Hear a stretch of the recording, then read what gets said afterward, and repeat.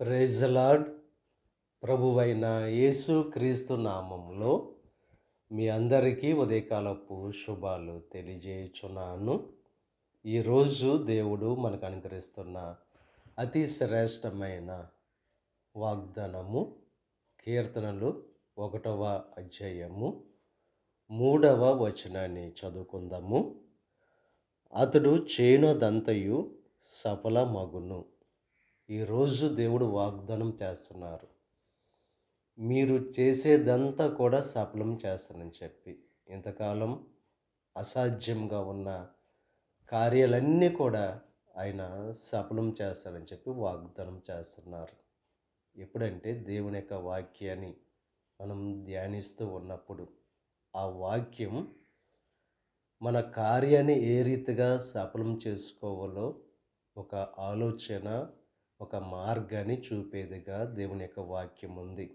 ఎవరైతే దేవుని యొక్క వాక్యానికి విలువ ఇస్తూ దేవుని యొక్క వాక్యాన్ని దివారాత్రములు ధ్యానించేవారుగా ఉంటారో వారు చేయునదంతా కూడా సఫలమవుతుంది. మనం దేవునిలో ఉంటూ దేవుడు మనలో ఉంటే మనం బహుగా ఫలిస్తాం. ఇస్సాకు విత్తనం వేసినప్పుడు నూరంతలా పంట పొందుకున్నాడు. అటువంటి ఫలభరితమైన జీవితంగా మన జీవితం ఉండాలంటే దేవుని యొక్క వాక్యం మనలో ఉండాలి. ఉదయకాల సమయంలో దేనికి మనం విలువ ఇస్తున్నాం? దేవుని యొక్క వాక్యానికి విలువ ఇస్తున్నామా? ప్రతిరోజు ఉదయకాల సమయంలో దేవుడు అనుగ్రహిస్తున్న వాక్యాన్ని నిర్లక్ష్యం చేస్తున్నామా?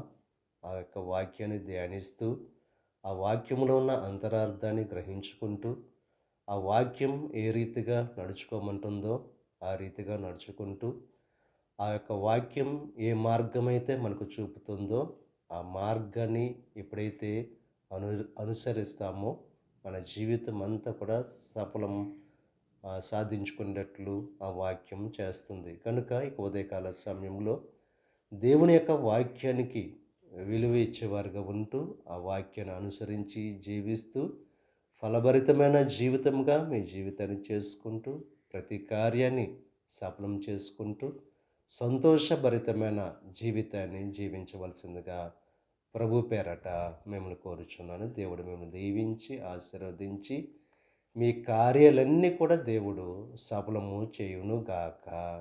ఆమేన్. ప్రార్థన చేసుకుందాం. పరిశుద్ధుడా, మహోన్నతుడా, సర్వశక్తిమంతుడైన యేసయ్య, ఈ ఉదయకాల సమయంలో నువ్వు అనుగ్రహించిన అతి శ్రేష్టమైన వాక్యాన్ని బట్టి నీకు స్తుతులు చెల్లిస్తున్నాం దేవా. ఈరోజు దేవా వాగ్దానం చేస్తున్నాం, మేము చేయనదంతా కూడా సఫలం చేస్తానని చెప్పి. ఎవరైతే నీకు వాక్యానికి విలువ ఇస్తూ నీ వాక్యాన్ని అనుసరిస్తూ హృదయంలో నీకు వాక్యాన్ని పెట్టుకుని జీవిస్తారో వారు చేయనదంతా కూడా సఫలమవుతుంది దేవా. వాక్యం అంటే నువ్వే కనుక దేవా, నిన్ను కలిగిన వారు బహుగా ఫలిస్తారు కనుక నిన్ను కలిగిన జీవితాలుగా ప్రతి ఒక్కరు ఉండడానికి మీ కృప చూపించండి.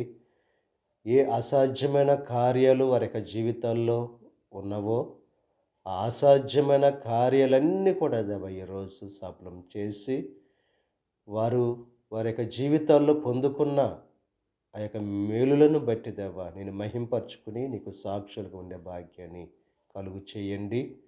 ఈరోజు తలపెట్టిన ప్రతి కార్యాన్ని సఫలం చేయండి. వారి రాకపోకల్లో నీకు సహాయం అనుగ్రహించండి. అనారోగ్యం ఉన్న బిడ్డలను స్వస్థపరచండి దేవా.